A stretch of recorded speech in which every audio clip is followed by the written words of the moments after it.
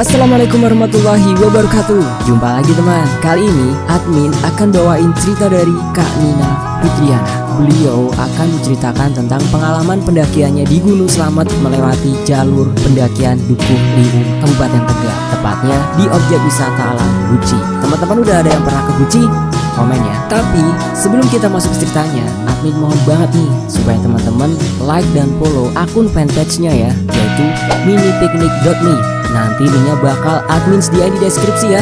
Oke, kita masuk ke ceritanya. Tapi biasa nih, sebelum kita masuk ke ceritanya, mari kita berdoa dulu ya. Allahumma sholli ala Sayyidina Muhammad. Amin. Oke, kita masuk ke ceritanya.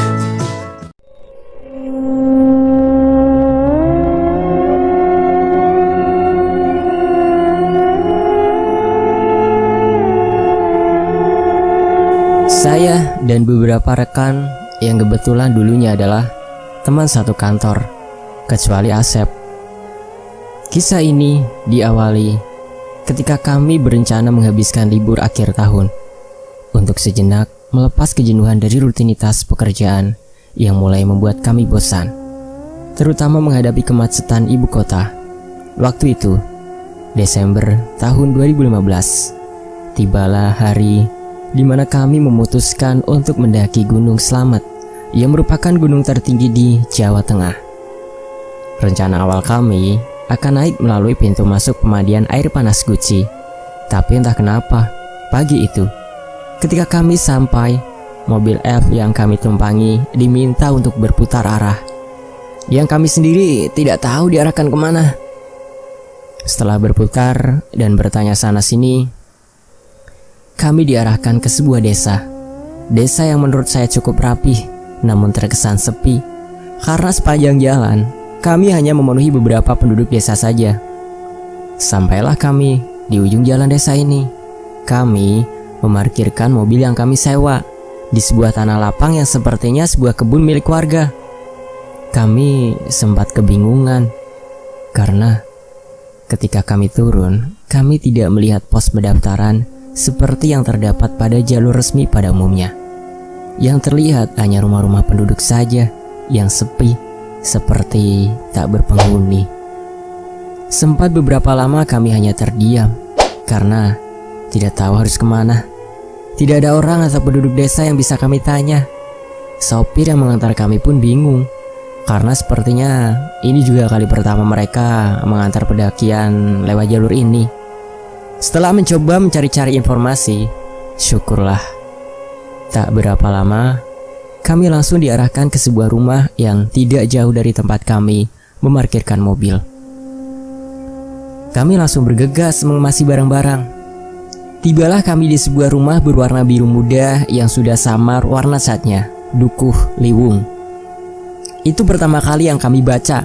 Sebuah papan nama tertancap di atas atap depan rumah ini. Jujur, saya pribadi tidak mengenal jalur ini. Maklum, saya ini bukan pendaki profesional, hanya hobi menikmati alam. Panji, teman kami, yang pertama kali memberitahukan kami bahwa jalur yang akan kami lewati ini adalah jalur pendakian legenda, di mana Suhogi menempuh jalur yang sama ketika mendaki gunung ini. Mungkin Panji pun baru mencarinya di Google mengenai jalur ini.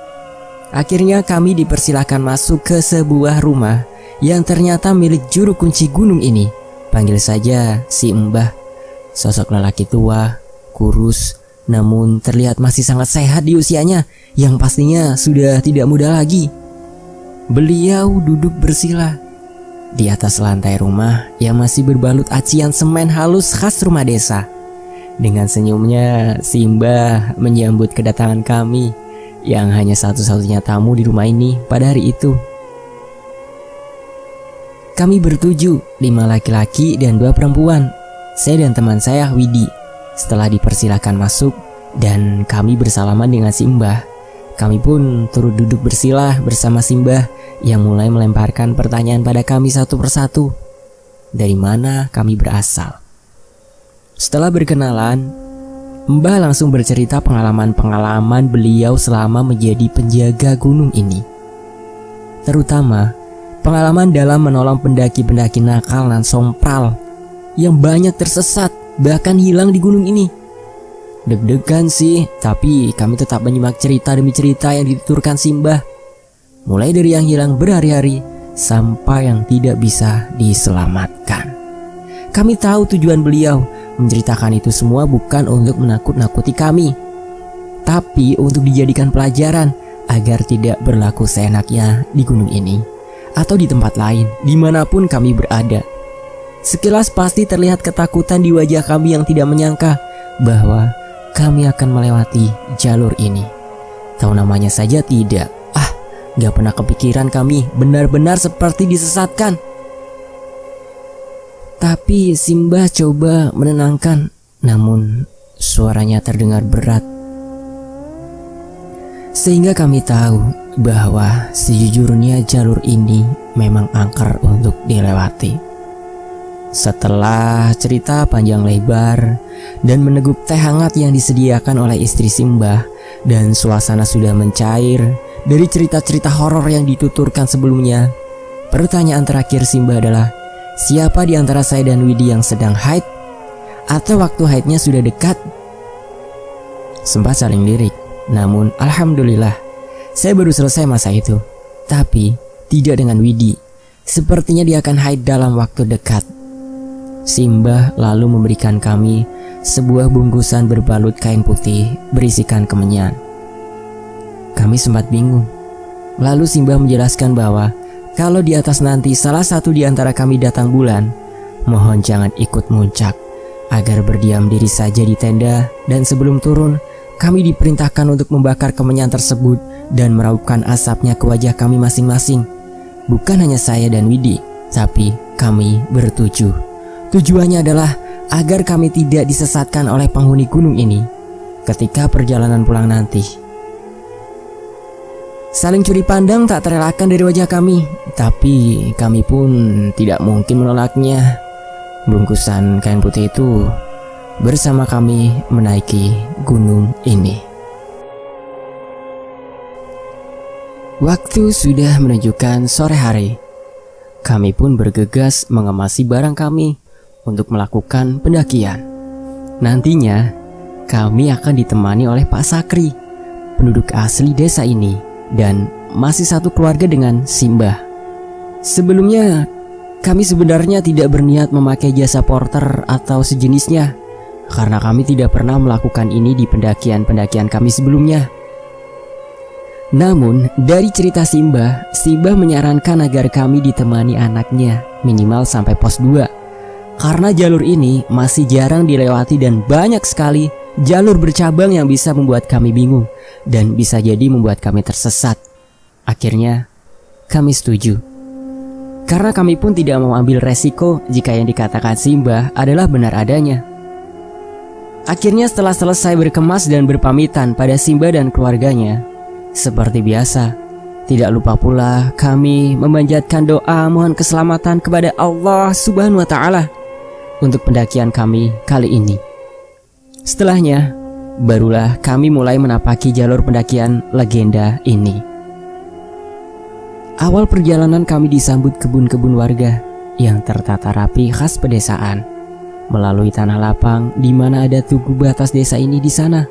Lalu kami disambut kebun karet yang pohonnya menjulang tinggi, berjajar rapi, seolah mengucapkan selamat datang pada kami semua. Selepas melewati kebun karet, kembali kami menemui perkebunan warga, dan di sanalah kami menemui Pak Sakri untuk pertama kalinya. Pak Sakri seperti yang sudah saya ceritakan sebelumnya, usianya mungkin kurang lebih 40 tahun, tubuhnya kurus namun berotot khas penduduk desa yang suka bekerja keras. Pekerjaan hari-hari beliau adalah berkebun, sama seperti penduduk lain di desa ini. Setelah berkenalan dan berbincang sebentar, kami menunggu Pak Sakri bersiap-siap. Pak Sakri sebenarnya bukan porter yang seharusnya menemani kami, tapi anak mbah yang satunya yang mengantarkan kami bertemu Pak Sakri ini, yang seharusnya menemani kami sampai pos 2. Namun karena satu dan lain hal, akhirnya Pak Sakri menggantikan posisinya. Perjalanan dimulai kembali dengan Pak Sakri membuka pembatas kebun yang terbuat dari pagar bambu agar kami bisa melewati jalur pendakian ini. Dengan ini, jelas memastikan bahwa jalur ini bukan jalur pendakian umum biasa, namun hanya orang-orang tertentu yang tahu keberadaan jalur ini saja yang melewatinya. Awal memasuki jalur ini, kami disambut oleh pohon-pohon besar nan tinggi dengan akar-akar besar bergelantungan di sana-sini, menjadi pemandangan alam yang asri, namun kesan angker tak bisa dipungkiri. Jalur ini lebih terlihat seperti hutan rimba daripada jalur pendakian gunung pada umumnya. Jalan setapaknya sudah banyak tertutup pepohonan dan agak licin, tanda jarang dilewati.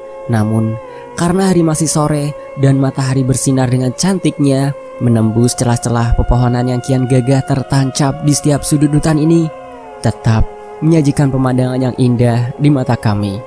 Tidak terasa, sejuknya udara, indahnya pemandangan itu mengantarkan kami yang tanpa sadar sudah sampai di pos pertama jalur pendakian ini. Ada sedikit tanah lapang di sana. Kami memutuskan untuk beristirahat sejenak, menikmati segarnya udara dan sejuknya cuaca sore itu.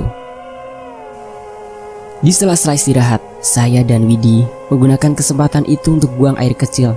Seperti biasa, kami pun mencari celah di balik pepohonan dan tidak lupa untuk bilang permisi karena bagaimanapun kami adalah tamu di tempat ini. Setelah menemukan tempat yang pas, saya dan Widi berjaga bergantian. Saya lebih dulu, baru Widi. Teman kami yang lain pun turut melakukan hal yang sama, istirahat sejenak sambil mencari celah pohon untuk buang air kecil. Panji salah satunya. Awalnya tidak ada yang aneh dengan kegiatan kami karena hal ini umum dilakukan para pendaki lain. Namun sungguh kami tidak pernah menyangka istirahat pertama kami inilah ternyata awal mula yang menyebabkan kejadian-kejadian aneh dan mistis selama pendakian kami dimulai.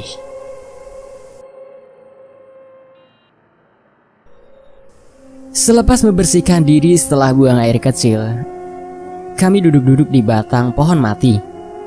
Di bawah bedeng non-permanen yang terbuat dari batang pohon kecil dan plastik putih yang sudah lusuh dan bolong di sana-sini. Buatan pendaki terdahulu sepertinya.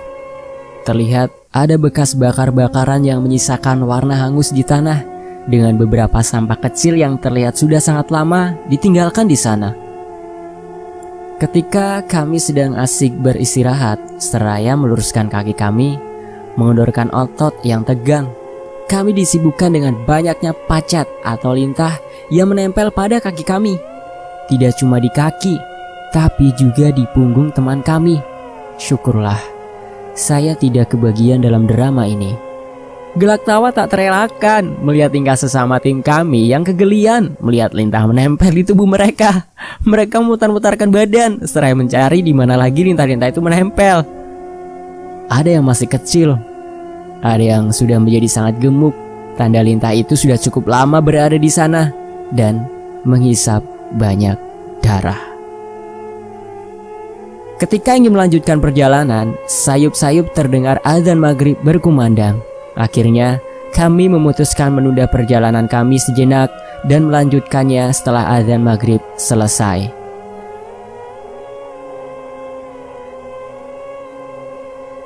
Perjalanan menuju pos 2 pun dimulai, masih dengan pemandangan yang sama. Pohon-pohon besar dengan akar-akar yang kekar tertancap gagah di hutan belantara ini. Sekilas mirip hutan di pinggiran sungai Amazon atau di film-film Anaconda gitu, benar-benar liar. Ukuran batang pohonnya mungkin cukup jika dipeluk oleh 2 orang dewasa atau bahkan lebih. Hari sudah mulai gelap. Tidak ada yang aneh dengan perjalanan kami sejauh ini. Sampai pada suatu titik, Panji, teman kami, mengeluh sakit pada kaki kanannya. "Prit, berhenti dulu, kaki gue sakit nih," ucapnya. "Kenapa, Panji?" tanyaku. "Gak tahu, tiba-tiba sakit banget." "Ya udah, istirahat dulu, nanti baru kita lanjut lagi," seru teman yang lainnya. Kami beristirahat di jalur karena memang tidak ada tanah lapang di sana, hanya jalur setapak yang ditumbuhi pepohonan lebat. Sambil berdiri kami mencoba mengatur nafas kami masing-masing. berharap sakitnya kaki Panji cepat mereda. Panji berusaha menenangkan kakinya yang seolah tiba-tiba mogok, tidak mau berjalan. Dibantu oleh Bang Eps dan rekan lainnya, setelah memastikan bahwa kaki Panji baik-baik saja dan istirahat cukup, kami memutuskan melanjutkan perjalanan, namun dengan tempo yang lebih lambat. Seiring berjalan makin lama, kaki Panji makin terasa sakit dan berat, hingga akhirnya memaksa kami harus berhenti kembali. Padahal baru beberapa saat berjalan, kali ini Pak Sakri coba membalurkan krim peregang otot pada kaki Panji, yang sebelumnya pun sudah dilakukan teman kami yang lain. Namun seperti tidak ada hasilnya, kaki Panji tetap terasa sakit. Dengan pertimbangan hari yang kian gelap dan persediaan headlamp beberapa dari kami tiba-tiba tidak berfungsi, padahal sebelumnya baik-baik saja, kami memutuskan untuk melanjutkan perjalanan. Waktu menunjukkan pukul 8 malam. Itu artinya kurang lebih 4 jam sudah kami berjalan. Waktu yang cukup lama dengan jarak yang belum seberapa ini.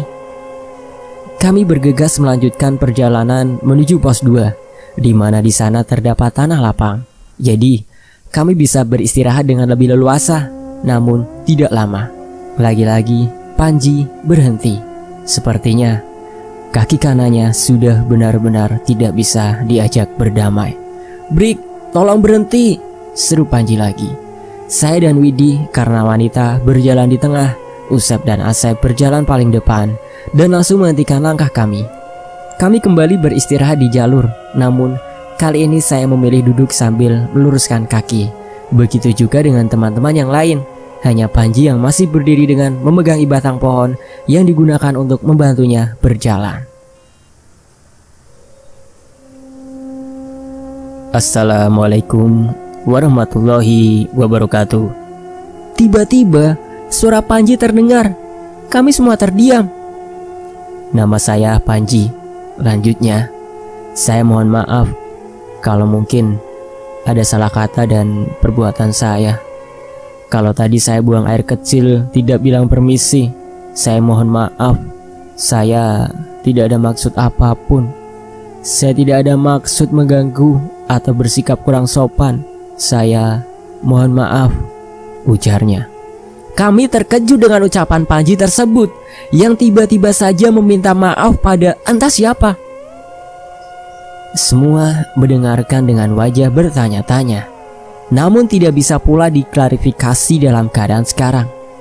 Akhirnya, tak butuh waktu lama setelah mengucapkan kata-kata itu, kaki Panji tiba-tiba saja pulih. Tidak terasa sakit sedikit pun. "Gak tahu kenapa nih, kaki gue sekarang tiba-tiba gak sakit lagi, gak berat lagi," jelas Panji. Saling pandang antara kami dengan wajah penuh tanya. Tentu saja tak terelakkan lagi. Antara lega karena artinya kami bisa melanjutkan perjalanan, namun juga bingung apa yang terjadi sebenarnya.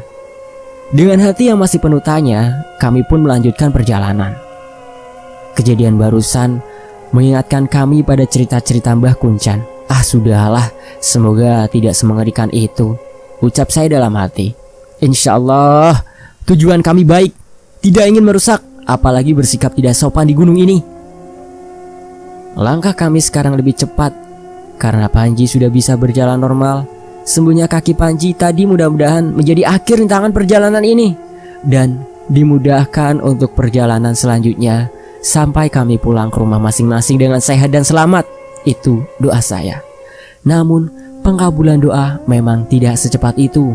Kejadian demi kejadian aneh yang kami alami selepas perjalanan dari istirahat barusan datang silih berganti. Kini di tengah perjalanan menuju pos berikutnya, kami kembali disambut oleh penunggu lain di gunung ini. Hari semakin gelap. Hawa dingin mulai menyeruak masuk ke dalam sela-sela jaket kami. Cahaya bulan redup terhalang ribunya pohon yang seolah-olah mengamati kami sejak awal. Syukurlah, ternyata kami telah sampai di pos 2. Ada sedikit tanah lapang. Kami bisa beristirahat lebih leluasa sekarang, meluruskan kaki dan mengeluarkan camilan dari dalam tas kami. Namun, karena hari sudah semakin gelap, Pak Sakri meminta kami agar tidak berlama-lama di pos ini. Entahlah, nada suaranya lebih seperti ingin mengatakan bahwa memang tidak baik berlama-lama di pos ini. Tapi saya tidak menghiraukan itu dan tidak pula ingin bertanya lebih jauh, karena hari memang sudah sangat gelap dan tubuh ini pun sudah minta istirahat. Jadi, yang terbaik memang kami harus bergegas melanjutkan perjalanan agar dapat segera sampai di pos 3 dan bermalam di sana. Perjalanan pun dimulai kembali. Asep dan Usep masih bertahan di posisi depan, diikuti oleh Widi dan saya, lalu Fahmi, Bang Eps, dan Panji. Jalur yang kami lalui masih sama, jalan setapak yang hampir tak terlihat karena dipenuhi tumbuhan liar. Kemudian terdengar seperti suara burung, namun tidak ada yang melintas di atas kami. Suaranya sangat dekat dan jelas. Dengan santai saya bertanya kepada Pak Sukri. "Burung apa, Pak?" tanyaku. Udah, jangan didengerin, jangan lihat-lihat ke atas," jawab Pak Sakri pelan. Mendengar jawaban itu justru malah membuat kami semakin penasaran. "Emang apa, Pak?"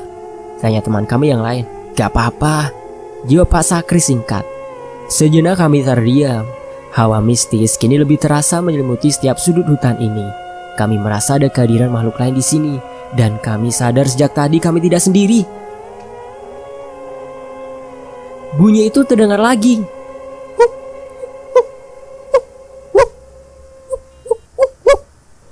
Kali ini Pak Sakri berpindah posisi dari belakang ke depan.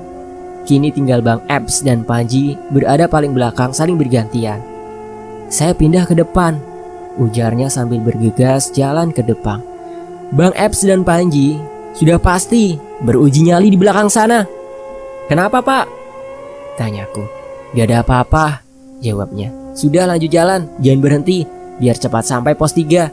Kita bisa cepat bangun tenda di sana, terus tidur," sambung Pak Sakri.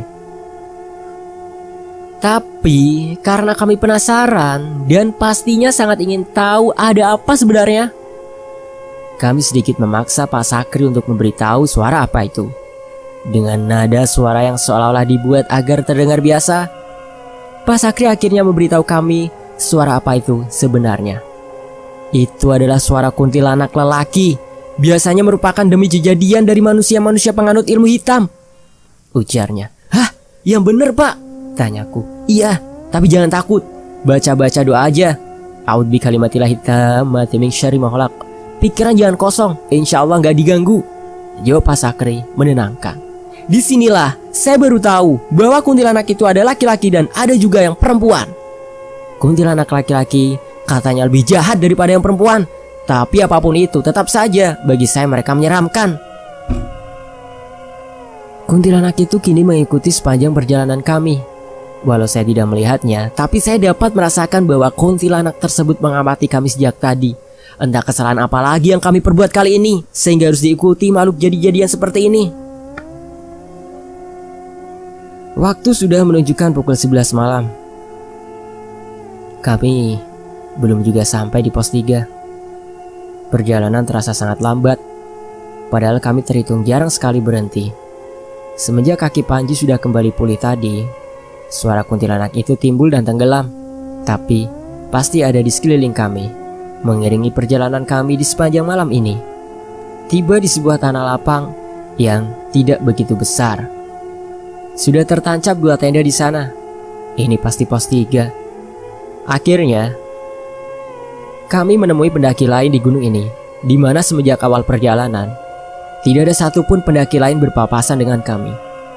Alhamdulillah, sampai juga, ucap teman-teman kami seraya meluruskan kaki yang sejak tadi minta berhenti.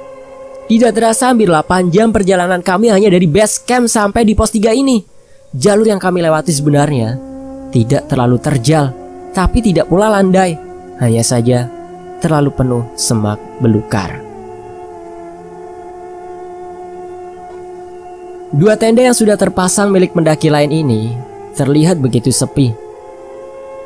Tanda penghuni di dalamnya sudah beristirahat dalam lelap. Namun ada yang ganjil dengan 2 tenda ini. Terdengar suara lantunan ayat suci Al-Quran dari dalam tenda. Mungkin berasal dari salah satu HP milik pendaki di dalamnya. Suara riuh kami mungkin membangunkan salah satu penghuni tenda tersebut. Samar-samar saya mendengar Panji dan rekan lainnya yang sudah sampai lebih dulu berbincang dengan pendaki itu. Ada yang kesurupan tadi, temennya yang perempuan. Jelas Panji seraya berjalan ke arah kami, di mana saya, Fahmi, dan Widi baru saja tiba di pos ini. Kapan? Tanyaku. Barusan katanya, sebelum kita datang. Jelasnya. Oh, itulah sebabnya mengapa mereka membunyikan lantunan ayat suci Al-Quran dari dalam tenda. Tapi sepengalaman kami, hal itu hanya akan membuat penghuni lain di sini makin marah karena mereka terasa ditantang dan diusik keberadaannya. Tak lama, kami bergegas mencari lahan bagian datar yang kira-kira dapat kami jadikan tempat bermalam. Namun karena terlalu sempit dan hanya menyisakan tanah kosong sedikit yang posisinya agak miring, terpaksa kami membangun tenda di sana. Setelah 2 tenda terpasang rapi, Pak Sakri yang sejak tadi berdiri di samping tempat kami mendirikan tenda mengamati ke arah pohon tepat dari mana arah kami datang tadi. Masih ada ya Pak? Tanya Panji. Panji dan Bang Eps terlihat bolak-balik berkerumun mendekati Pak Sakri. Itu tuh di pohon itu lagi liatin ke sini. Jawab Pak Sakri santai sambil meniupkan asap rokoknya. Apaan sih Ji? Tanya aku. Kuntilanak, jawabnya singkat. Tidak mau memperpanjang pembicaraan, saya langsung menenggelamkan diri bergabung dengan Widi bersama Fahmi, Asep, dan Usep serta Bang Eps yang sejak tadi mondar-mandir tidak jelas. Tuh, masih ada kuntilanaknya. Tuh, bunyinya masih kedengaran. Ucap Panji seraya mendatangi kami semua. Bunyi buk buk buk buk kembali terdengar. Kami hanya saling curi pandang. Tidak bisa banyak komentar. Takut salah ucap malah bisa jadi sasaran. Udahlah jangan diraukan, pikirku. Lalu kami melanjutkan memanaskan air dan menyiapkan beberapa gelas untuk menyeduh kopi dan teh. Setelah selesai memanaskan air dan membuat teh dan kopi untuk sedikit menghangatkan badan, kami melakukan sholat isya dan mengqadha sholat maghrib. Setelahnya, kami bergegas masuk ke tenda beristirahat karena kami harus melanjutkan perjalanan kembali esok pagi. Ketika saya dan yang lain sudah berada di dalam tenda, Pak Sakri dan Panji sepertinya masih berbincang di luar. Entah apa yang mereka bicarakan. Sepertinya pembahasan mengenai Kak Panji yang terasa sakit tadi. Ternyata menurut Pak Sakri, kaki Panji ditumpangi 3 makhluk halus penunggu tempat di mana Panji buang air kecil. Akhirnya kami pun terlelap dalam dingin dan gelapnya malam gunung ini. Bintang tidak lagi tampak. Tertutup gelapnya malam dan rimbunya pohon hutan ini. Malam ini kami semua beristirahat di bawah redupnya cahaya bulan di dalam keremangan tenda dengan tetap ditemani sosok jadi-jadiannya sejak tadi seolah enggan pergi meninggalkan kami sendirian di hutan ini. Mereka tetap setia mengamati dari balik pohon tempat mereka bersembunyi. Emang lo gak bilang permisi? Tanyaku pada Panji pagi itu. Kini hari telah berganti. Cahaya bulan yang redup semalam sudah berubah menjadi terangnya sinar matahari. Sosok jadi-jadian pun entah kemana. Mungkin kini mereka telah pergi. Enggak sih nah, tapi gue udah bilang assalamualaikum. Mendengar jawaban itu, saya pun bingung harus berkomentar apa. Sejenak saya berpikir, iya, apa salahnya? Kan sudah mengucapkan salam. Tapi mungkin memang tetap dianggap tidak sopan. Ibaratnya kita main ke rumah orang lain, hanya mengucap salam, lalu pergi ke kamar mandi tanpa bilang permisi. Pastinya sangat tidak sopan. Tapi sudahlah. Semoga hal ini tidak terulang lagi dan bisa jadi pembelajaran kami ke depannya.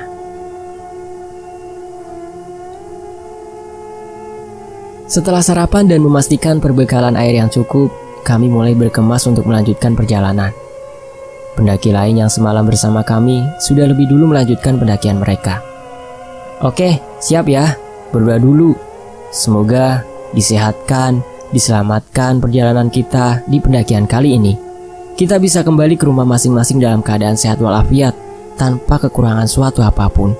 Berdoa dimulai. Bismillahirrahmanirrahim. ucap Fahmi memimpin doa pagi ini. Amin, seru kami, seraya benar-benar memohon perlindungan Allah Subhanahu wa Ta'ala. Kami pun memulai kembali pendakian ini. Kali ini, jalurnya sedikit berbeda. Kami tidak lagi melewati hutan belantara dengan pohon-pohon besar yang menjulang tinggi dan akar-akar yang saling berkait di ujungnya. Jalur yang kami lewati sekarang sedikit menurun, landai, namun tidak lama menanjak kembali. Tidak ada yang aneh dalam perjalanan kami pagi ini. Cuaca cerah, matahari bersinar dengan indahnya menembus celah-celah daun yang kini sudah tidak terlalu rapat. Ya, sepertinya kami telah lepas dari hutan rimba. Kini jalur yang kami lewati sudah terlihat normal seperti jalur pendakian pada umumnya. Pendakian dari pos 3 ke pos 4 berjalan lancar. Begitupun sampai pos 5. Sesekali kami menjumpai kelompok pendaki lain. Tidak banyak memang. Tidak sesering seperti pendakian-pendakian kami sebelumnya, yang setiap saat pasti saja berpapasan dengan pendaki lain. Bahkan bisa juga sampai terjadi kemacetan. Entah kenapa, kami baru bertemu dengan mereka selepas dari pos 3 ini. Sedangkan dari base camp sampai pos 3, tidak ada satupun pendaki lain yang kami temui, kecuali di tempat kami bermalam. Singkat cerita, ternyata jalur dari pos 3 sampai atas merupakan titik pertemuan dari beberapa jalur lain. Saya lupa pastinya jalur apa saja itu. Yang pasti para pendaki lain itu berasal dari sana. Pak Sakri, yang semula dijadwalkan hanya akan menemani kami sampai pos 2, tentu saja tidak kami izinkan pulang. Mengingat kejadian-kejadian yang kami alami, kami sudah pasti membutuhkan beliau untuk menemani kami kembali sampai kami turun dari gunung ini.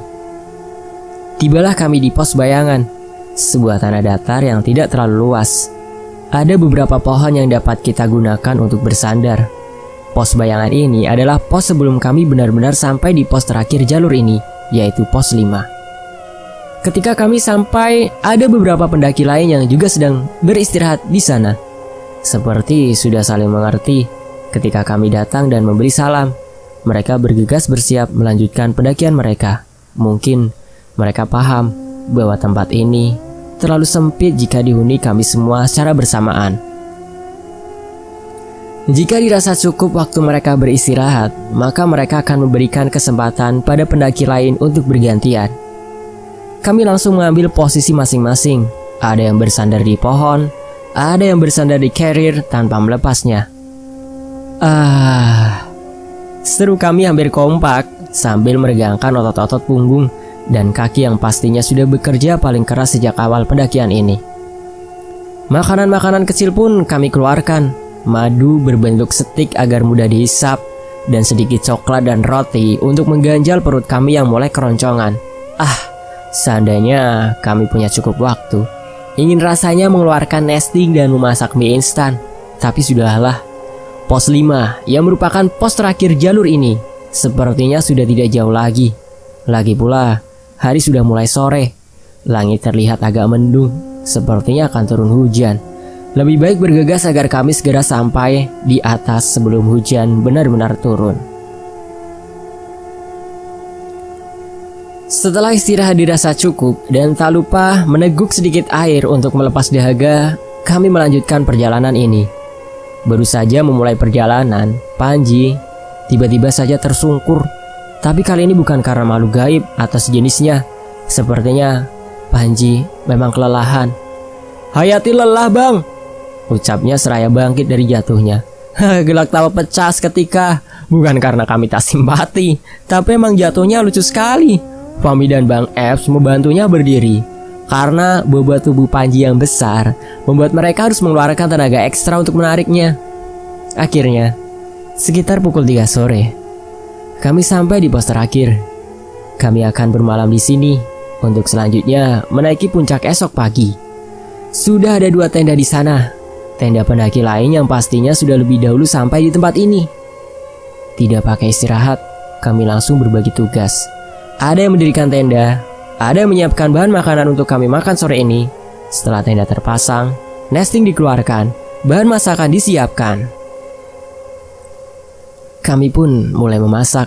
Sayur sop yang sudah dibersihkan dari rumah dibungkus rapi dengan plastik pembungkus sehingga masih sangat segar ketika dimasak untuk kami makan. Telur balado, ikan asin, dan bakwan menjadi hidangan kami sore ini. Lezat. Apalagi dinikmati di ketinggian setelah aktivitas yang sangat menguras tenaga. Kalau ada yang tanya, kenapa tidak ada mie instan? Tentu saja ada. Tapi itu pilihan terakhir jika kami kehabisan bahan makanan dan hanya memiliki sedikit waktu untuk memasak. Kadang kami berprinsip pemenuhan gizi saat pendakian itu jauh lebih penting. Walaupun makan mie instan hangat di ketinggian yang dingin ini tentu saja sangat nikmat. Saya, Widi, dan Bang Ebs kebagian memasak sore ini. Yang lain menggunakan waktu istirahatnya sambil menikmati indahnya pemandangan dari atas sini. Fahmi dan Usaib berfoto-foto di goa yang berada tidak jauh dari tenda kami. Pak Sakri tentu saja sedang menikmati me time-nya dengan bersandar sambil ditemani rokok favoritnya. Tidak terasa, waktu menunjukkan pukul 5 sore. Makanan pun sudah terhidang dan siap disantap. Seperti biasa, dalam hitungan menit makanan sudah raib tak tersisa. Tangan-tangan lapar bagi anaconda bergerak cepat siap memaksa musuhnya langsung masuk ke dalam perut mereka. Alhamdulillahirabbil alamin, kenyang. Kata yang pastinya terucap dari mulut kami semua. Momen makan bersama ini merupakan salah satu saat yang paling nikmat ketika kita melakukan pendakian.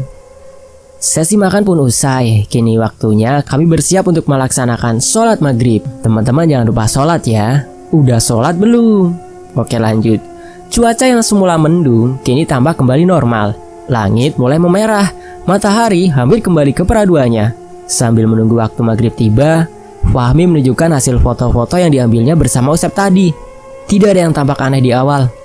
Sampai suatu foto yang sedikit mencuri perhatian kami.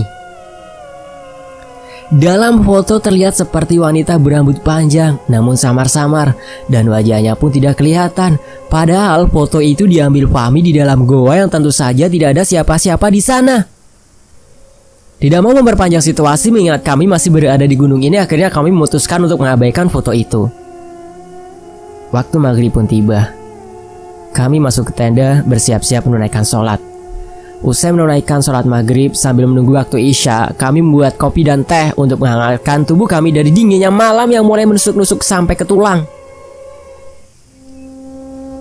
Setelah menunaikan sholat isya dan membersihkan diri dari sisa-sisa keringat hari ini, kami mencoba menikmati indahnya malam ini. Langit mulai gelap, bintang mulai menampakkan kecantikannya. Namun keindahan itu tidak bisa lama kami nikmati. Angin dingin yang menembus jaket tebal kami memaksa kami untuk segera mencari kehangatan di dalam tenda. Widi tiba-tiba saja berbisik, "Pak, kayaknya gua dapet dah," ucapnya. "Hah? Serius? Coba cek," jawabku. Kami bergegas ke dalam tenda. Bener, Mbok. Tek, hati ini mencelos ketika melihat wajah Widi. Hatinya pasti kacau karena artinya ia tidak dapat ikut mendaki puncak besok pagi. Padahal ia sudah sejauh ini. "Ya udah nggak apa-apa, bawa pembalut kan?" tanyaku. Widi mengangguk lesu. Terlihat kecewa dan panik terpancar dari wajahnya. Perbincangan kami sepertinya terdengar sampai tenda sebelah. Terdengar riuh mereka berkata, "Hah? Widi dapat? Terus bagaimana?" Entahlah. Selain Widi tidak bisa ikut mendaki puncak, bagaimana yang mereka maksud pasti tentang bungkusan putih berisi kemenyan yang diberikan Simbah sesaat sebelum kami mendaki gunung ini. Dengan Widi mendapatkan hari pertamanya di atas sini, itu artinya kami harus melakukan ritual bakar kemenyan yang diperintahkan Simbah sebelum kami kembali turun ke bawah. Namun tentu saja hati kami tidak semudah itu menerimanya, karena kami semua tahu perbuatan itu bertentangan dengan tauhid. Kini kami dihadapkan pada pilihan, apakah kami harus membakarnya dan melakukan ritual tersebut, atau ada cara lain agar kami tetap selamat saat kembali turun dari gunung ini.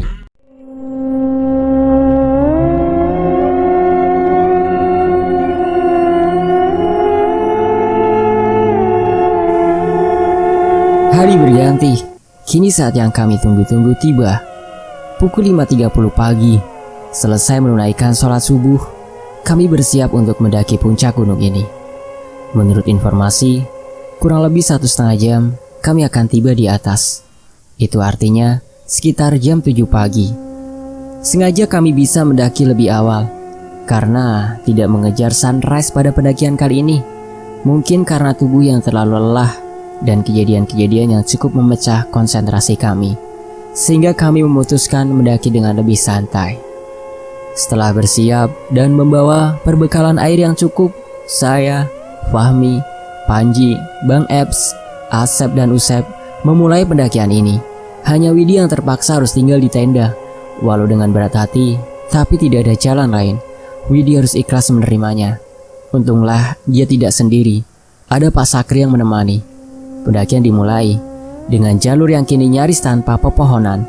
Batu-batu besar menemani kami di awal pendakian puncak pagi ini.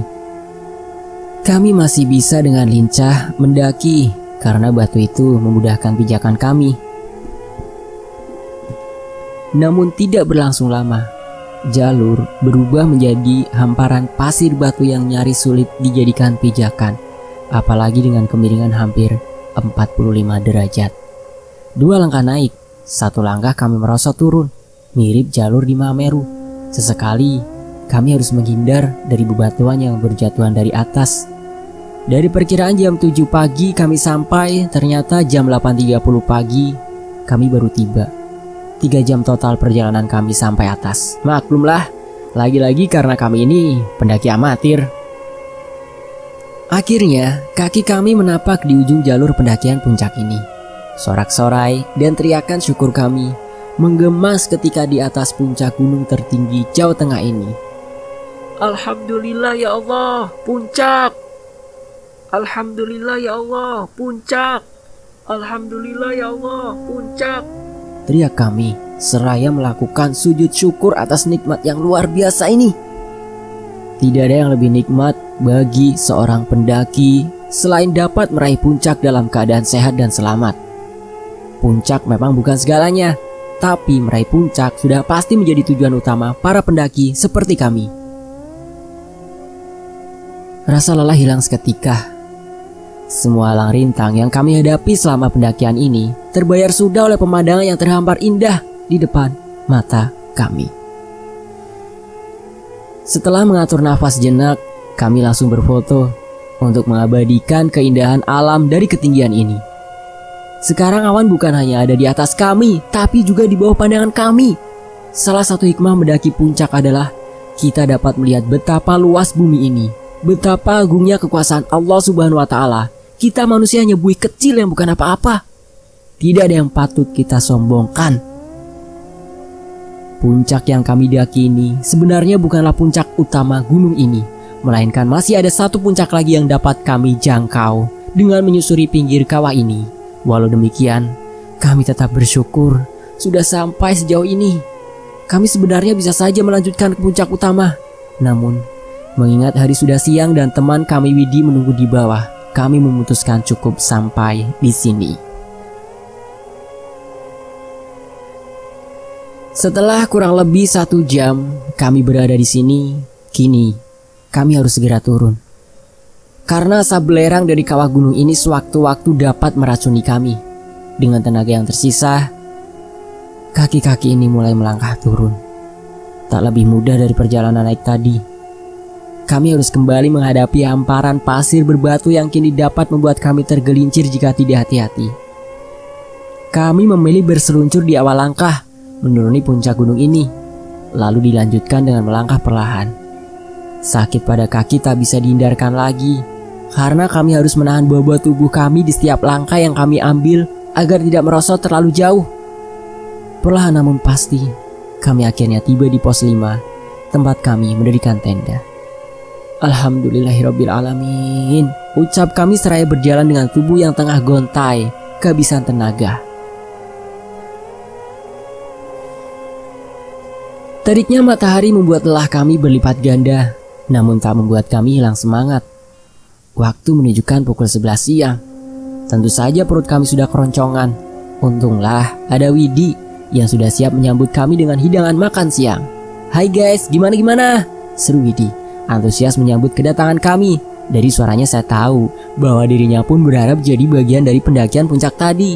Ayo istirahat dulu, sambungnya seraya mempersilahkan kami duduk di bawah flysheet di depan tenda. Setelah mengambil nafas, sedikit merebahkan diri dan meluruskan kaki, melepas alas kaki yang seakan kini penuh duri, dan setelah membersihkan sisa-sisa kotoran yang menempel, kami langsung menyantap hidangan makan siang yang sudah memanggil-manggil sejak tadi. Telur dadar, bakwan, dan mie goreng, menu makan siang kami hari ini. Sambil makan, Widi bercerita bahwa sepeninggal kami tadi ada pendaki lain yang datang dan mengira Widi adalah tukang bakwan. Dengan sedikit kesal Widi berkata, "Iya, masa gua dikira tukang bakwan? Gara-gara pas mereka sampai gua lagi goreng bakwan, udah langsung pada bilang enak nih, beli-beli gitu," ucapnya. Hahaha, lucu. Mungkin karena Widi bersama Pak Sakri, makanya disangka mereka Widi adalah penduduk asli desa ini. Ya gitulah ya nyangkanya. Udah tidak bisa ikut naik ke puncak, disangka jualan bakwan lagi. Singkat cerita, sambil menikmati makan siang, kami saling bercerita tentang pengalaman di atas puncak tadi.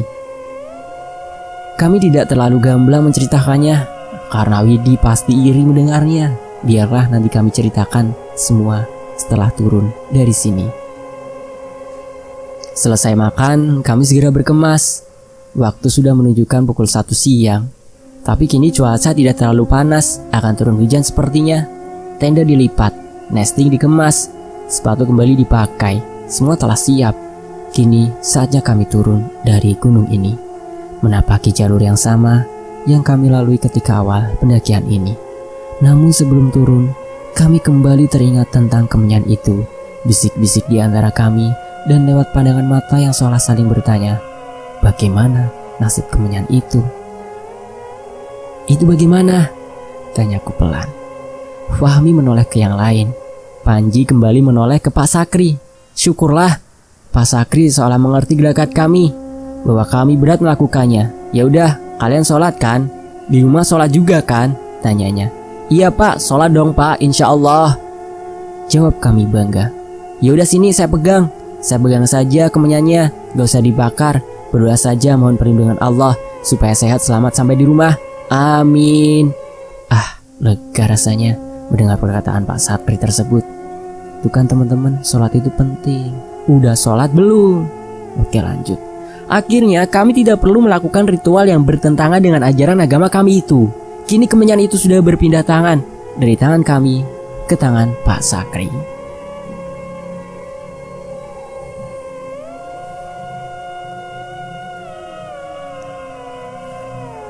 Akhirnya, di bawah redupnya sinar matahari, kami memulai perjalanan turun.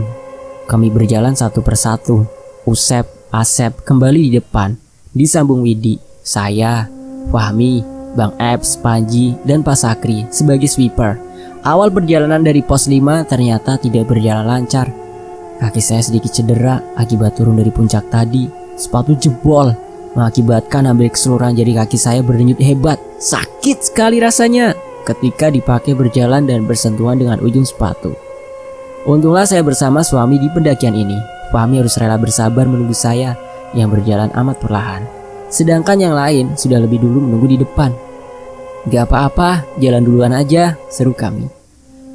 Saya masih berusaha berjalan sambil menahan sakit. Namun karena ujung-ujung jari ini sepertinya bengkak, maka akhirnya saya memutuskan untuk melepas sepatu dan menggantinya dengan sandal. Usai memakai sandal dengan tetap mengenakan kaos kaki, kini saya bisa kembali berjalan dengan lancar. Kini posisi saya di depan, paling depan, diikuti oleh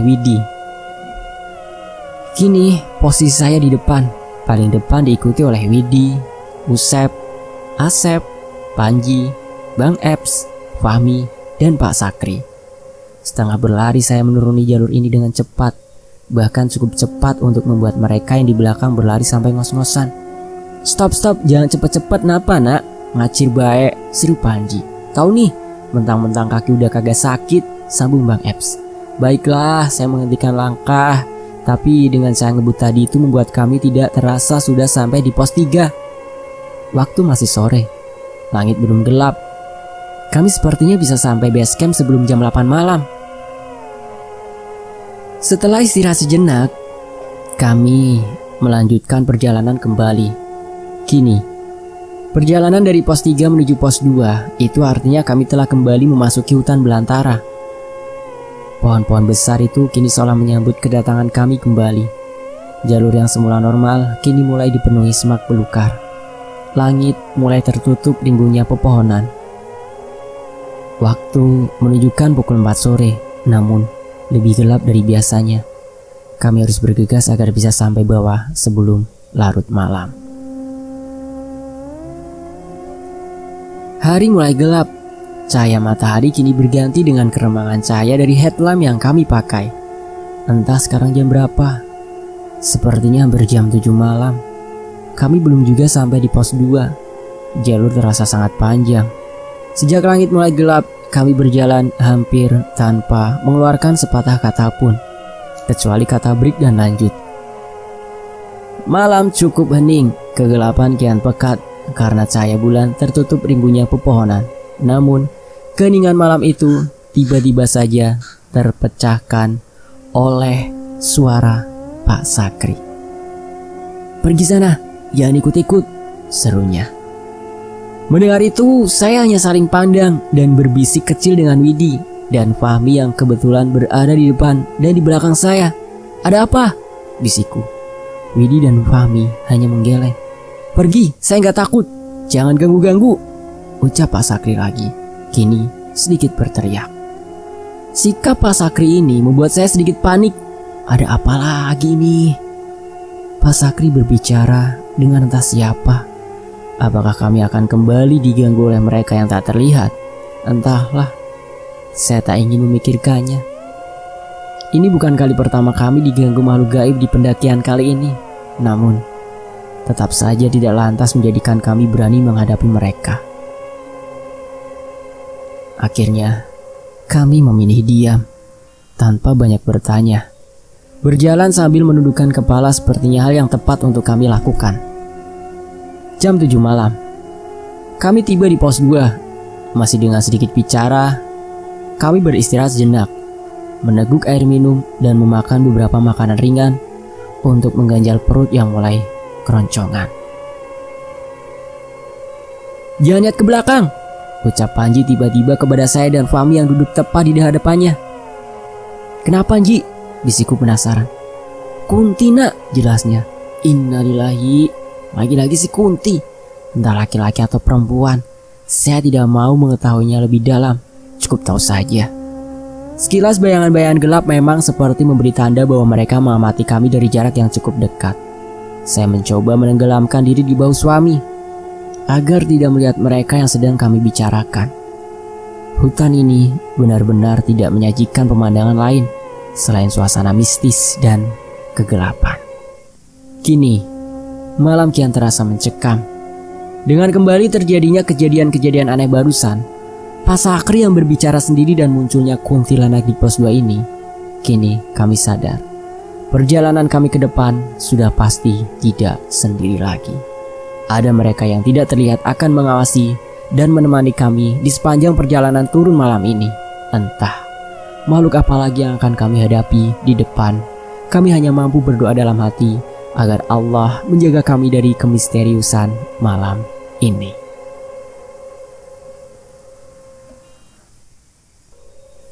Kuntilanak itu sepertinya terus mengamati kami. Namun, seperti tidak ingin ambil pusing, kami tidak menghiraukannya. Biarlah selama makhluk itu diam saja, kami sepertinya tidak perlu khawatir. Kurang dari 10 menit, kami berada di pos ini. Pak Sakri meminta kami bergegas karena perjalanan masih jauh. Kembali menapaki jalur, masih dengan posisi yang sama. Asep, Usep, Widi, saya, Fahmi, Bang Ebs, dan Panji, serta Pak Sakri berada di posisi paling belakang. Tak berapa lama Pak Sakri lagi-lagi berbicara sendiri. Kali ini, saya melihat kepanikan di wajahnya. "Sana, tuh ambil tuh, saya nggak butuh," ucap Pak Sakri seraya melemparkan sesuatu. Kini, saya tidak ingin banyak bertanya. Pura-pura tidak tahu sepertinya tindakan paling bijak saat ini. "Gak usah ikut-ikut, tuh ambil sana, saya gak butuh," serunya lagi. Pak Sakri terlihat marah pada seseorang. Namun, lagi-lagi entah siapa, walau terlihat marah, raut wajah tak terelakkan dari wajahnya. "Ambil tuh kemenyan." "Kemenyan begitu doang aja," tambahnya sambil kembali melemparkan sesuatu. Kami tidak bertanya, namun sepertinya Pak Sakri paham bahwa kami ingin tahu ada apa sebenarnya. Kenapa dari sebelum pos 2 sampai kami melewatinya, Pak Sakri bertingkah seperti ini? "Itu ngikutin gara-gara kemenyan saya bawa pulang," jelasnya. Entah makhluk apa yang dimaksud Pak Sakri yang mengikuti kami saat ini. Yang pasti setelah mendengar itu, kini doa-doa tak putus dari mulut kami. Tak berapa lama setelah Pak Sakri reda dari amarah dan lemparan kemenyan, kini Pak Sakri kembali disibukkan oleh makhluk lain. "Saya pindah ke depan," ucapnya tiba-tiba. Spontan raut wajah panik terlihat dari wajah Panji dan Bang Eps, karena artinya sekarang merekalah yang berada di posisi paling belakang. "Ada anak kecil di atas Widi," bisik Panji. Sedikit tercengang, saya berjalan tepat di belakang Widi, tapi saya tidak melihat siapa-siapa di sana. Entahlah. Kini saya sendiri bingung. Perasaan seperti apa yang saya rasakan? Panik mungkin, tapi selama makhluk itu tak terlihat, saya sepertinya masih cukup tenang. Pak Sakri berlalu ke depan dengan membawa sebatang pohon kecil yang digunakan untuk menopang sekaligus membuka jalan, karena memang jalur ini sangat penuh dengan semak belukar. Perpindahan posisi Pak Sakri bertujuan untuk menjaga agar sesuatu hal tidak terjadi pada Widi yang kini sedang dalam keadaan haid, yang memang sangat disukai oleh para makhluk gaib. Kami berjalan, kini tanpa bicara sedikit pun, kecuali ada hal yang benar-benar penting. Bayang-bayang sosok anak kecil yang berada di atas Widi tidak saya hiraukan lagi. Gelapnya malam ini membuat keadaan kian mencekam. Jalur yang kami lalui masih sama, jalan setapak, yang kanan kirinya penuh pepohonan dan semak belukar. Di tengah keheningan, tiba-tiba saya mendengar suara gemerisik dari semak-semak. Ternyata benar, ada sesuatu di sana. Makhluk kerdil mirip Sméagol di film Lord of the Rings melompat-lompat di samping kami. Ia asik melompat ke kanan dan ke kiri, bermain-main di semak-semak yang seolah menjadi area bermain baginya. Makhluk apa lagi ini? Gumamku dalam hati. Kini mataku tak sanggup lagi melihat ke depan, hanya menunduk dan melihat langkah kaki ini saja yang bisa saya lakukan. Namun mata manusia biasa ini tetap saja dapat melihat makhluk kerdil itu. Sesekali makhluk itu berhenti tepat di pinggir jalur yang pastinya akan kami lewati. Mata ini terpejam ketika sosok kerdil itu terlihat mematung menunggu kedatangan kami. Doa tak putus dari mulut ini seraya memohon keselamatan dan perlindungan dari Allah Subhanahu wa Ta'ala. Pikiran saya berkecamuk, bagaimana kalau makhluk kerdil itu tiba-tiba saja melompat kepada kami? Atau menarik lengan ini ketika melintas di hadapannya? Jarak saya dengan makhluk kerdil tersebut tidak lebih dari 1 jengkal. Saya melewatinya. Syukurlah tidak terjadi apa-apa. Makhluk itu tetap terdiam di sana dan kembali melompat di semak-semak, seperti tidak mau pergi. Makhluk kerdil itu terus membuntuti kami hingga pada suatu titik kami terhenti. Terdengar sebuah suara mengagetkan kami. Terdengar sangat jelas, dekat sekali, seperti ada di hadapan kami. Kami menengadah mencari sumber suara itu, namun hanya kekosongan yang kami dapat. Bisik-bisik di antara kami. Suara apa itu?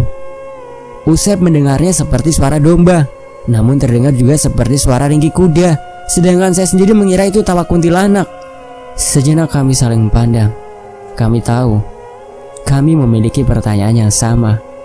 Makhluk apa lagi yang kami hadapi sekarang? Manusia kerdil yang tadi mengikuti kami sudah tidak ada lagi. Kini kami dihadapkan oleh makhluk gaib yang lain. Tak sadar terpaku cukup lama, Usep menyadarkan kami dengan teriakannya, memberitahu di depan kami adalah pos 1. "Guys, di depan pos 1.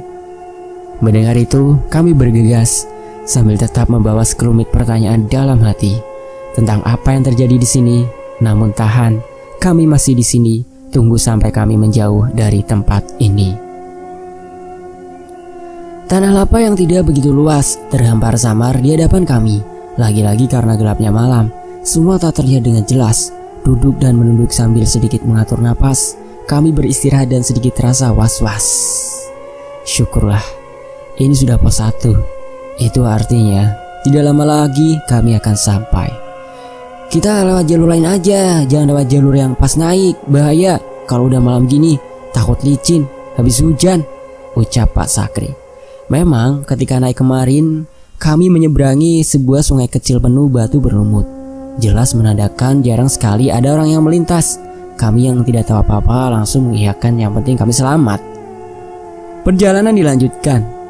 Jalur yang kami lewati kini memiliki pepohonan yang lebih kecil namun tetap menjulang tinggi. Jalannya cukup besar, tidak setapak lagi seperti jalur-jalur sebelumnya. Letak pepohonannya tidak begitu rapat, cukup berjarak antara satu dan lainnya. Waktu menunjukkan pukul 8 malam. Masih cukup sore sebenarnya, namun tidak berlaku di tempat seperti ini. Tetap sepi dan mencekam.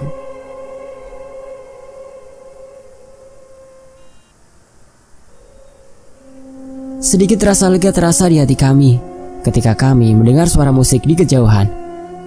Samar-samar, namun pasti kami semua mendengarnya. Lah, ada suara dangdutan? Berarti kita udah di bawah ya? Udah deket ke desa kali? Apa ada yang hajatan? Tanyaku. Entah apa yang ada di pikiran saya sampai bisa menyimpulkan seperti itu. Yang lain pun seperti mengaminkannya. Iya, di bawah udah desa kali ya, makanya kedengaran sampai di sini. Jawab yang lain. Berarti sebentar lagi kita sampai dong. Alhamdulillah, suara kami terdengar sumringah. Itu artinya kami akan segera lepas dari cengkrama jalur ini. Namun tidak dengan Pak Sakri yang sejak tadi hanya terdiam mendengarkan kami. 3 jam sudah kami berjalan tanpa beristirahat. Kini waktu menunjukkan pukul 10 malam.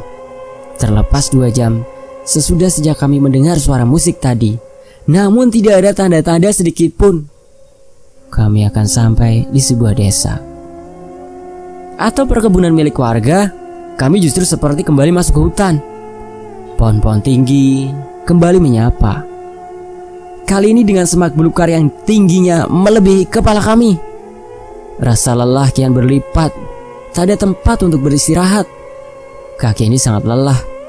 Fahmi, Panji mulai merasakan sakit pada kakinya. Untunglah saya tidak. Kaki ini masih bisa berjalan dengan baik. Kami harus sedikit memperlambat langkah kami. Namun Pak Sakri meminta kami untuk bergegas karena hari sudah semakin larut. Headlamp hanya beberapa yang menyala. Makin memperlambat langkah kami. Saya harus menuntun Fahmi yang kakinya kian terasa sakit. Begitu juga dengan Bang Eps yang kini harus menuntun Panji. Semak-semak ini sempat membingungkan. Jalur tidak terlihat dengan jelas. Untunglah Pak Sakri sepertinya sudah hafal dengan jalur ini. Putar balik, seru Pak Sakri. Oh tidak, ternyata Pak Sakri pun tidak begitu mengenal jalur ini, pikir saya. Kurang ajar, orang disasar-sasarin, ucap Pak Sakri kesal. Harusnya lewat sini, kurang ajar itu setan, gerutunya. Ya, ternyata makhluk-makhluk gaib tersebut belum puas mengganggu kami. Jalur yang tadinya 1 kini menjadi 2, dan kami mengambil jalur yang salah. Untunglah Pak Sakri segera menyadarinya. Kami kembali masuk hutan, kembali menapaki jalan setapak. Tiba-tiba Asep dan Usep menghentikan langkahnya. Hampir saja kami bertabrakan karena saya tidak melihat mereka berhenti. Maklum, sepanjang perjalanan sejak kejadian-kejadian tadi saya tidak berani melihat ke depan. Hanya berani menundukkan kepala dan sesekali menengok ke belakang untuk membantu Fahmi berjalan. Ada apa kau berhenti? Tanya Panji dan Bang Eps bersamaan. Gak tahu, jawabku. Sep, ada apa? Tanyaku kini kepada Usep. Usep, Asep dan Widi hanya menggeleng sambil melemparkan pandang ke arah Pak Sakri. Pak Sakri terlihat mendatangi sebuah pohon. Bukan pohon besar, hanya pohon berukuran sedang yang dikelilingi semak belukar dan tumbuhan lain di sekelilingnya. Sama layaknya pohon lain di hutan ini. Kulo nuwun, kulo badhe izin. Permisi, kami ini cuma numpang lewat. Tolong jangan diganggu. Ini semua masih keluarga dari Jakarta. Mereka kesini gak ada maksud apa-apa, cuma sedang main saja. Tolong diizinkan lewat, jangan diganggu, ucap Pak Sakri pada pohon itu. Kami hanya tertegun melihatnya. Saya pribadi ini kali pertama menyaksikan kejadian seperti ini. Seseorang berbicara kepada sebuah pohon, hal yang sangat aneh untuk kami. Pembicaraan berlangsung cukup lama. Sepertinya sang penghuni tidak dengan mudahnya mengizinkan kami keluar dari hutan ini. Setelah kurang lebih 10 menit, dan dalam ketegangan ini kami pergunakan juga sebagai waktu untuk kami mengatur nafas. Akhirnya Pak Sakri meminta kami melanjutkan perjalanan. Sepertinya sang penunggu pohon telah mengizinkan kami untuk pergi dari sini. Dengan kembali mengatur barisan, kami bergegas kembali menapak jalur ini. Dalam hati ingin sekali menoleh ke arah pohon yang diajak bicara tadi, namun hati ini tak seberani keinginan. Lebih baik menunduk saja. Sejak kejadian barusan, kini perjalanan kami berlangsung normal. Semua lancar tanpa hambatan. Jalur terlihat jelas dan tidak butuh waktu berjam-jam. Kami sudah sampai di perkebunan milik warga. Kami ambruk terduduk sambil mengucap syukur. Alhamdulillah ya Allah, akhirnya. Teriak kami seraya melabuhkan tubuh ini di sisa lahan sempit di pinggir kebun ini. Sampainya kami di sini, seperti kami baru kembali ke kehidupan nyata. Seperti kembali menemukan peradaban manusia, di mana sepanjang malam tadi kami seperti berputar-putar entah di mana. Cukup lama kami terdiam, terduduk di perkebunan bawang milik warga. Tenaga kami sungguh terkuras habis. Kini waktu menunjukkan pukul 1 pagi.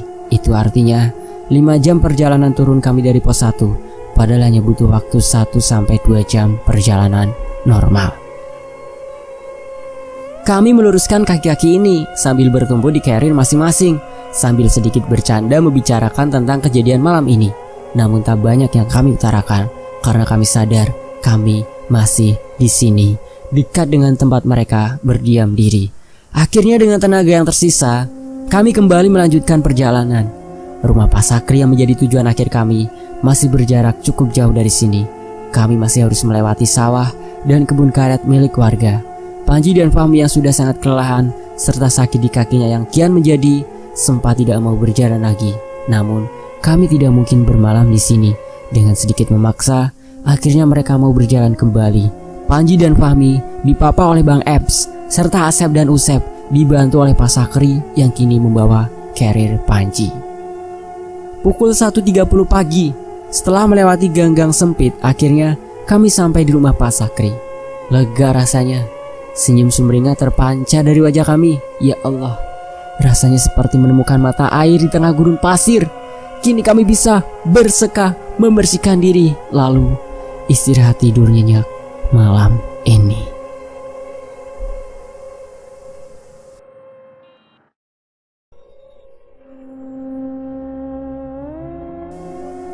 Epilog.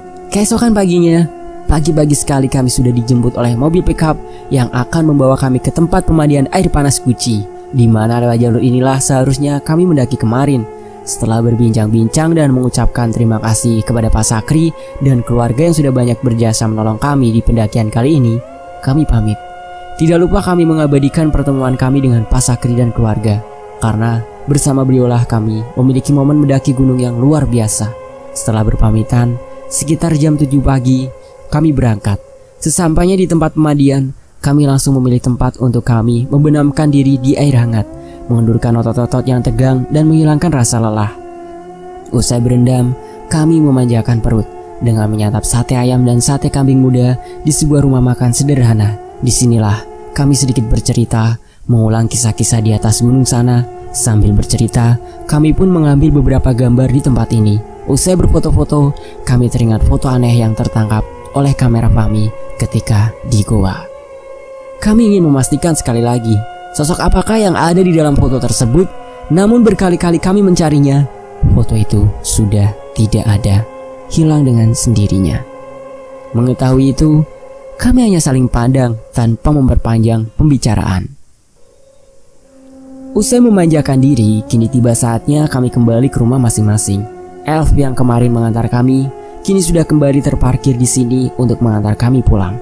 Di sepanjang perjalanan, ketika kami rasa sudah cukup jauh dari kaki Gunung Selamat, kami baru berani bercerita tentang apa yang dialami oleh diri kami masing-masing secara gamblang. Bahwa sebenarnya Panji melihat ada 3 orang anak kecil bertengger di atas tas ransel Widi karena Widi membawa pembalut bekas pakainya. Selain itu, ternyata hanya saya, Widi dan Fahmi yang melihat makhluk kerdil itu melompat-lompat di semak-semak dan berdiri di pinggir jalur. Bang Eps hanya mendengar suaranya saja tanpa bisa melihatnya. Ketika di rumah makan, Usep, Asep, Widi, dan Panji telinganya terasa panas ketika membicarakan sosok anak kecil di tas Widi sambil melihat-lihat foto yang hilang di kamera. Suara musik yang kami dengar di atas bukannya suara musik dari rumah warga, namun merupakan gending gamelan yang jika saya baca itu merupakan tanda bahaya bahwa kami bisa saja masuk ke alam lain. Namun, lagi-lagi, alhamdulillah kami selamat. Berkat lindungan dari Allah Subhanahu wa Ta'ala, pemilik alam semesta beserta isinya. Itulah sekelumit kisah kami. Gunung Slamet via jalur Dukuh Liwung memberikan kesan tersendiri pada pendakian kami kali ini. Semoga apa yang terjadi pada kami dapat dijadikan pembelajaran dan ada hikmah yang bisa diambil. Kurang lebihnya, saya di sini sebagai penulis dan mewakili rekan-rekan saya. Mohon maaf dan terima kasih sudah menyimak kisah ini. Terima kasih buat Nina Fitriana dan admin undur diri. Wassalamualaikum warahmatullahi wabarakatuh. Jangan lupa like dan follow akun @minipiknik.me. Linknya ada di deskripsi ya. Terima kasih teman-teman. Wassalamualaikum warahmatullahi wabarakatuh. Sampai jumpa di kisah lainnya.